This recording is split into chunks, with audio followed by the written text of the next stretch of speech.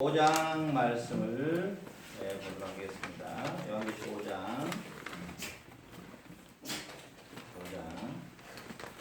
자, 6절부터 5장 6절부터 요한계시록 5장 6절부터 제가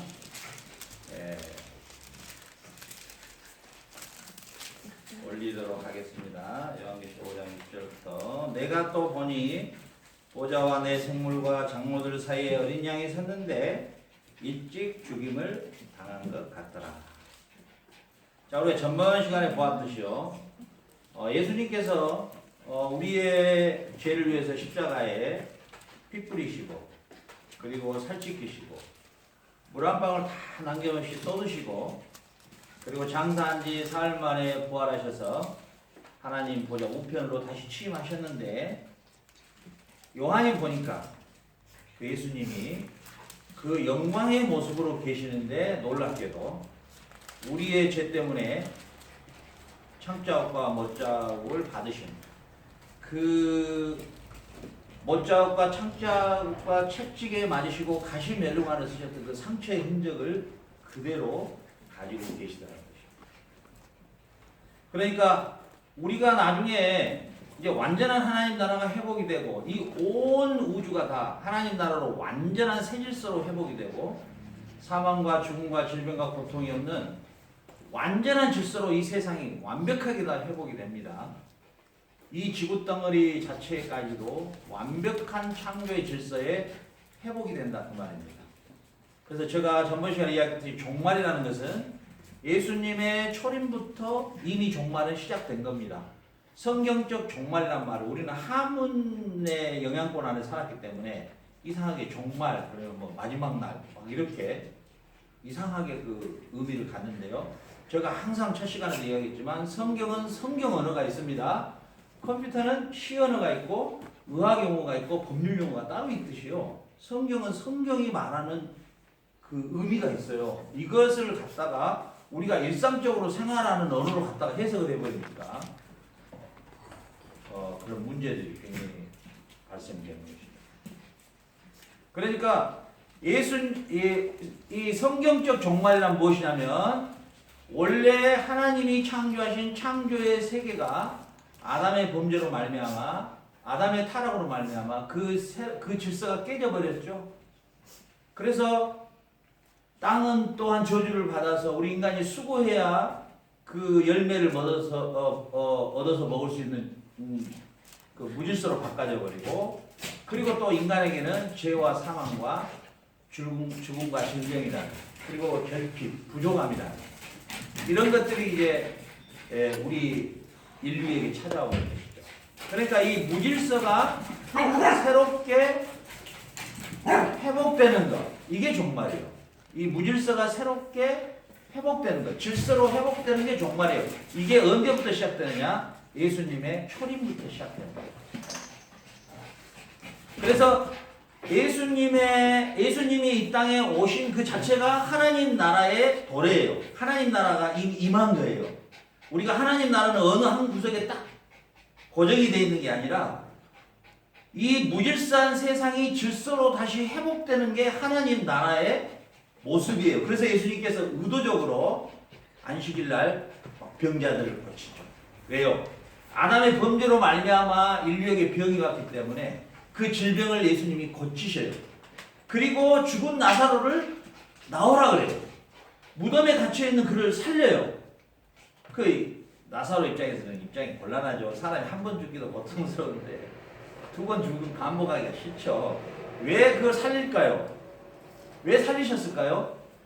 아담의 범죄로 말미암아 사망 가운데 있는 인류를 구원할 메시아이심을 알리시고 그리고 이 세상에 드디어 무질서한 세상 아담의 타락으로 말미암아 완전히 망가져버린 이 세상을 회복해 주시는 그 예수님의 사역이 시작됨으로써 그렇죠? 이제 무질서가 질서로 회복되는 것을 보여주시는 거예요. 그래서 하나님 나라가 이미 시작된 거예요. 천국이 이미 시작된 거예요. 예수님이 오심으로. 그래서 무질서가 질서로 회복되는 시작이 언제냐? 예수님이 이 땅에 오심으로 시작되는 것이에요. 그렇기 때문에 이 무질서한 세계 속에서 질서로 회복시켜 주시는 의미로 예수님께서 일부러 문둥병자도 고치고 소경의 눈도 떠주게 해주고 안진병도 일으켜주고 죽은 사람도 살리고 그 요즘에 이상한 그 부흥사들 그 특히나 이쪽 계열의 베니 힌이나 뭐 이런 사람들 뭐 특히나 이쪽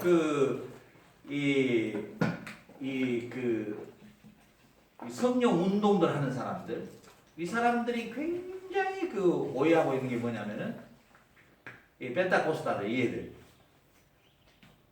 예수님이 죽은 자도 살리고 문둥병자도 막 낫게 하고 막 소경의 눈도 뜨고 했으니까 우리도 할 수 있다 막 예수님께서 제자들에게 내가 너희들에게 이 권세를 주겠다 그러니까 막 흉내를 내는데요. 물론 그 가운데서 치료가 됐는지 안 됐는지 저는 모르겠어요. 예.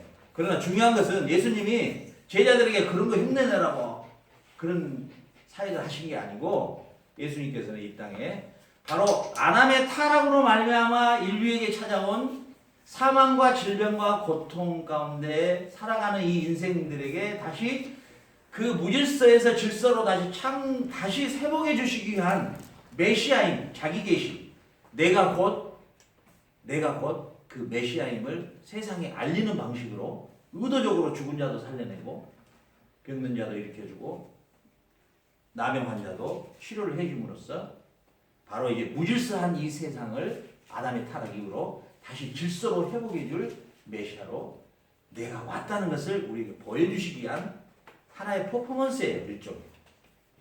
그런데 우리는 이것을 가지고 이 목사들이 막 흉내내는 거예요. 도대체 그게 치료가 됐는지 안 됐는지 저는 모르겠어요. 그러나 예수님이 그런 걸 보이라고 그런 걸 뭐 흉내내라고 그 예수님이 그런 거 보이신 게 아니에요. 예수님은 오늘 보니까 그 창자국과 못자국을 그대로 가지고 계심으로써 우리에게 무엇을 나타내 주셔요?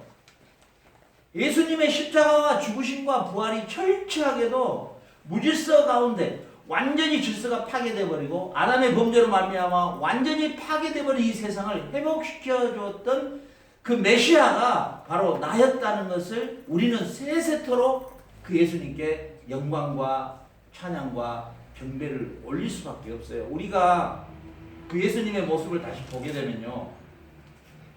우리의 마음이 어떤 마음이 될까요? 정말 예수님은 나를 위해서 저렇게 희생해 주셨구나.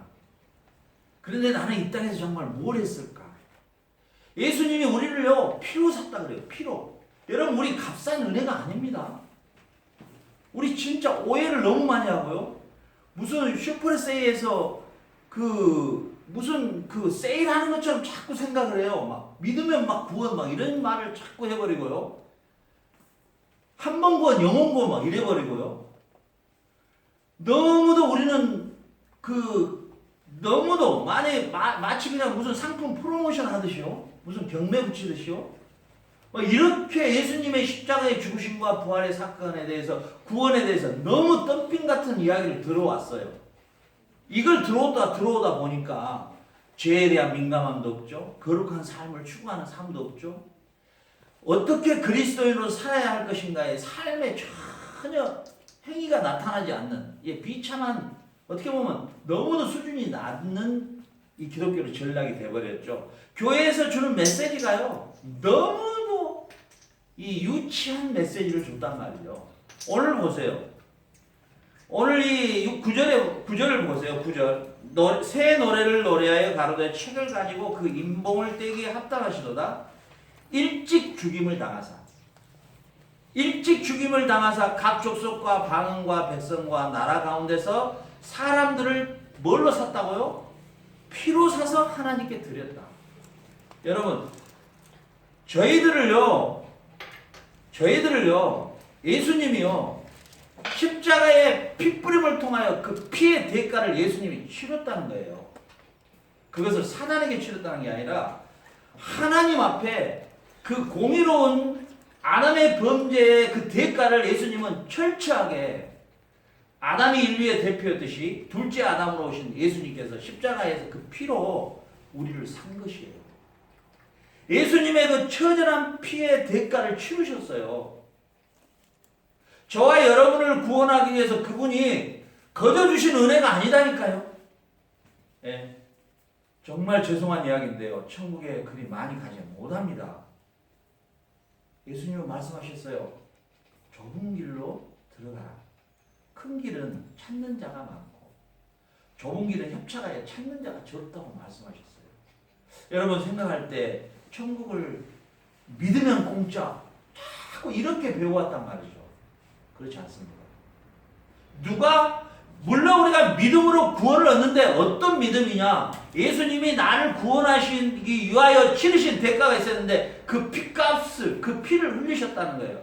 여러분 정말로 우리가 인생을 살아가면서 내가 가장 힘들고 어려울 때 나에게 도움을 주는 사람, 정말 내가 힘들고 정말 내가 앞뒤가 다 막히고 사면초가 됐을 때 나를 도와줬던 사람에 대해서 그분이 어려움 당하고 있다고 생각을 들었을 때 자기가 도와주지 않는다. 그 인간이 아니죠.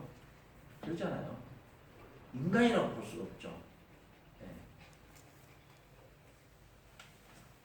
우리가 하물며 그 인간의 관계 안에서도 그 은혜를 잊지 못하고 그 은혜를 갚을 줄 모르면 그 인간이 아니잖아요.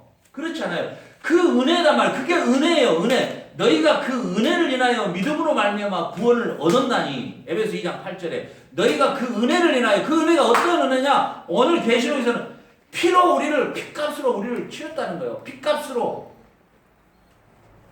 고급 레스토랑에서 밥을 먹을 때 돈으로 치른 게 아니라 예수님의 십자가의 피값으로 우리를 사서, 우리를 샀다. 이게 속죄예요. 우리를 속건념을, 우리를 샀어요. 그리고 우리를 하나님께 드렸다. 그래서 우리가 하나님을 아버지라고 왜 부를 수 있느냐? 예수님께서 너희는 이제 이렇게 기도할 수 있다. 하늘에 계신 우리 아빠라고. 왜 그렇게 부를 수 있느냐? 예수님 자신이 피로 우리를 사서 아버지께 드렸기 때문에 그 피가 없이는 절대로 하나님을 아버지라고 부를 수가 없다는 것이에요. 왜요? 아담의 범죄로 말미암아 우리는 하나님을 아버지로 부를 수가 없었어요. 오히려 우리는 저주의 대상이었어요. 그래서 우리가 피로 샀단 말이에요. 피로. 피값을 치르셨어요. 여러분. 내가 진짜 믿음이 어떤 믿음인가를 한번 봐보세요. 여러분. 일주일에 한 번 예배 드리는 걸로 내가 구원을 얻을 수 있다? 그러면 절대 그렇게 생각하면 안 돼요. 내가 이런저런 뭐 교리적인 걸 조금 믿는다. 나를 위해서 십자가에 죽으시고 뭐 부활하시고 이걸로 구원 얻는 거 아니에요. 오늘 너무도 확실하게 우리에게 확실한 메시지예요. 우리를 피로 샀다는 거예요. 피로. 나를 구원하기 위해서 피값을 치렀다는 거예요. 여러분. 그런 은혜에 여러분이 그런 은혜를 진정으로 안다면 이 세상을 그렇게 쉽게 살 수 없습니다. 저는 이번에요. 제가 한국에 한 번씩 가면요. 제가 이 모습 이대로 가거든요. 그래서 제가 어디를 자주 가냐면 양동시장 쪽을 잘 가요. 한국에 가면. 제가 이제 강주가 고향이에요. 그 양동시장 가면 장사하는 그 아주머니들 보통 한 60대, 70대, 80대 이 정도 연세세요. 그래서 제가 가면은 이래요. 아, 나훈아가 왔네? 막 이러는 거예요. 그러면 제가 나훈아는 아니고요. 제가 너훈아입니다. 그래, 너훈아. 짝퉁이에요. 그래서 제가 이번에 그 추석에 그 나훈아 특집이 있어서 잠깐 유튜브에 떴길래 제가 몇 가지를 보면서 참 역시 가왕이구나. 멋있다. 나훈아는 원래 그 70년대, 80년대 대단했죠. 그때 삼성 이건희 회장이 생일날 초대를 했어요. 나훈아 씨한테 와서 노래를 좀 해달라. 그 당시에 지금이야 우리가 뭐 문화니 뭐 예술이니 이런 이야기 하지만 그 당시에 우리 어렸을 때 뭐 60년대 이때는 뭐 딴따라예요. 소위 말하면. 딴따라 그냥. 아주 그때는 천했어요. 그리고 그림 그리는 사람도 지금이야 뭐 문화 뭐 어떻게 그러지만 지금 화쟁이라 그래요. 화쟁이. 그림 그리는 사람 배고프다고 절대 시집 안 보내요. 화쟁이한테. 그리고 그 그림 아무리 잘 그려도 그 극장에서 간판, 옛날에는 간판을 다 그렸잖아요. 붓으로. 간판쟁이에요.